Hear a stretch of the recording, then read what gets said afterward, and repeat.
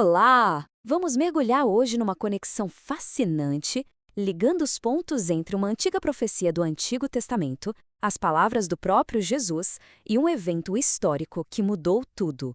A ligação entre eles é sinceramente surpreendente. A grande pergunta que guia nossa conversa é essa: como é que uma imagem aparentemente simples de pastores e ovelhas se torna a chave para a gente entender um julgamento que alterou o curso da história? É nisso que vamos fundo agora.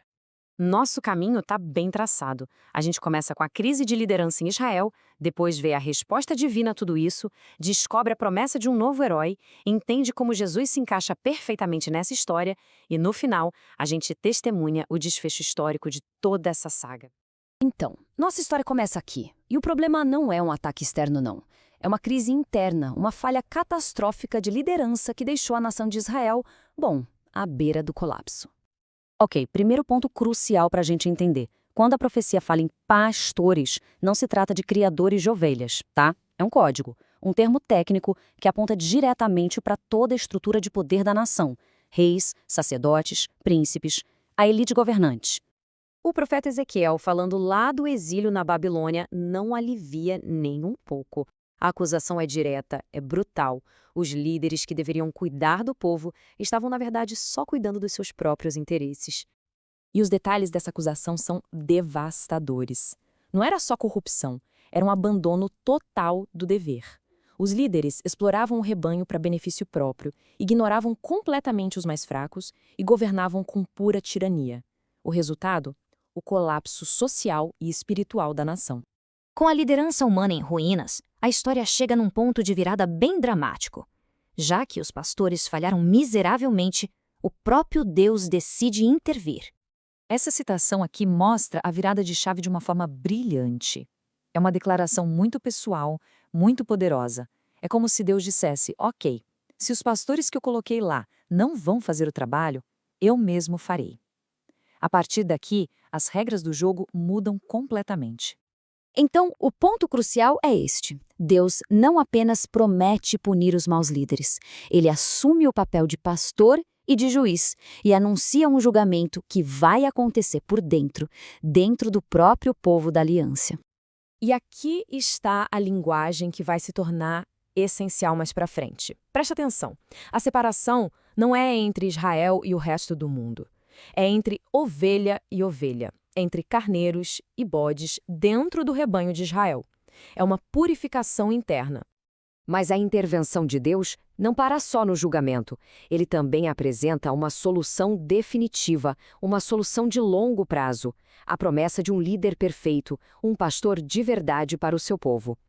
Esse aqui é o clímax da profecia. Deus promete levantar um só pastor e o chama de meu servo Davi. Mas espera aí, o rei Davi já tinha morrido há séculos. Então fica claro que a profecia aponta para um futuro herdeiro do trono de Davi, uma figura messiânica que iria finalmente cumprir o papel de pastor ideal que todos os outros líderes falharam em ser. E agora, a história dá um salto de centenas de anos. A profecia de Ezequiel está prestes a encontrar seu cumprimento numa figura que muitos não esperavam. Vamos ver como isso tudo se desenrola. Esse momento aqui é o coração da nossa análise. A conexão é simplesmente inconfundível. A mesma terminologia, a mesma ação, a mesma imagem. Um pastor separando ovelhas e bodes. Jesus, em Mateus 25, está basicamente pegando o roteiro de Ezequiel 34 e declarando: o ator principal chegou. Ou seja, Jesus não estava só contando uma parábola genérica sobre o fim do mundo, entende? Ele estava fazendo uma reivindicação messiânica muito específica. Estava se identificando como o pastor davídico prometido, aquele que viria para julgar e separar o rebanho de Israel. Agora, vamos ancorar essa reivindicação teológica num evento histórico concreto. Vamos ver quando e como esse julgamento prometido de fato aconteceu. E o próprio Jesus nos dá o prazo. Ele não fala de um futuro distante, de milênios à frente. Ele afirma várias vezes que aqueles eventos, aquele julgamento, aconteceriam ainda no tempo de vida da geração que o ouvia. Essa linha do tempo desenha a história perfeitamente. A gente tem a promessa lá em 580 a.C. Depois, a reivindicação de Jesus por volta de 30 depois de Cristo, e então 40 anos depois, em 70 depois de Cristo, vem o evento que encerra dramaticamente a era da Antiga Aliança, a destruição de Jerusalém. Aquele evento foi a culminação de tudo que Ezequiel previu. Os pastores infiéis de Israel foram julgados e removidos do poder.